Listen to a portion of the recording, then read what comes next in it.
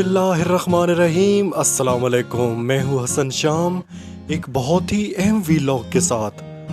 सबसे पहले आपसे गुजारिश है मेरे चैनल को सब्सक्राइब करें, साथ लगे बेल आइकन पर ज़रूर प्रेस करें, वीडियो को लाइक करें, शेयर करें।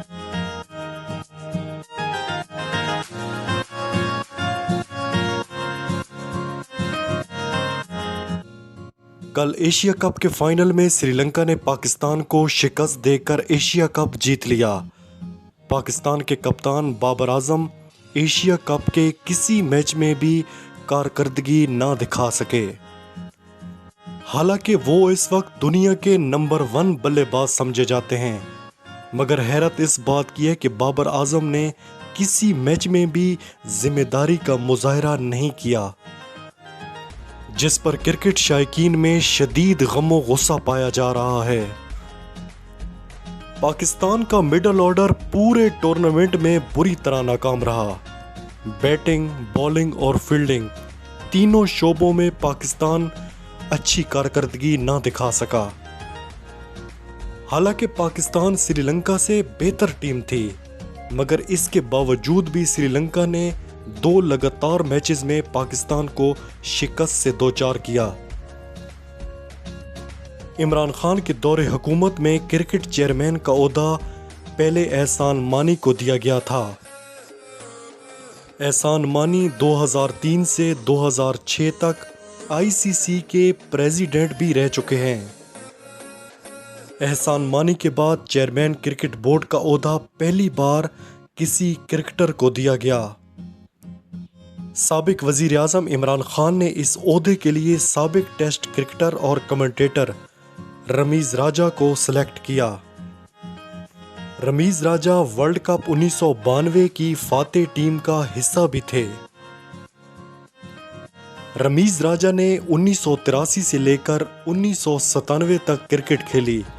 रिटायरमेंट के बाद वो कमेंट्री से मुंसलिक हो गए।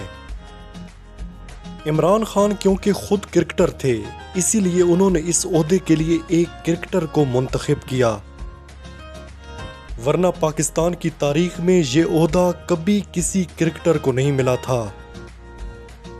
आपको पता है कि पाकिस्तान जैसे मुल्क में ओहदे मेरिट पर नहीं मिला करते।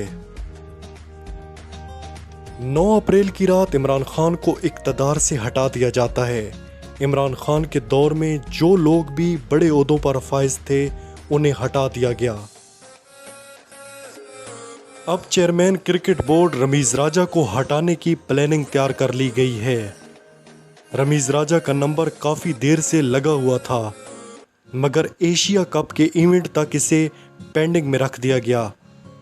अगर पाकिस्तान एशिया कप जीत जाता तो शायद रमीज राजा की तरफ किसी का ख्याल ना जाता।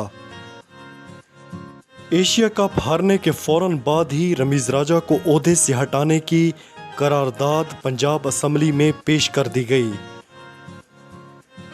करारदाद के मतन में है कि कौमी क्रिकेट टीम की एशिया कप में हैरानकुन शिकस्त से हर पाकिस्तानी दिल बर्दाश्ता है।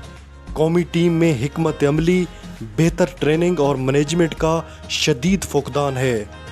रमीज राजा अपनी जिम्मेदारियां एहसन तरीके से सर अंजाम देने में बुरी तरह नाकाम रहे।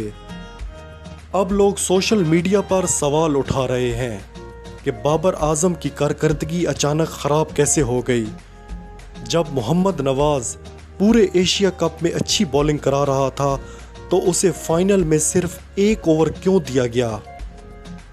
एशिया कप का फाइनल हारने के बाद रमीज राजा को हटाने की करारदाद फौरन क्यों पेश कर दी गई। सोशल मीडिया पर लोग ये सवाल उठा रहे हैं। अब तक के लिए इतना ही। अपना ख्याल रखिएगा। अल्लाह हाफिज़।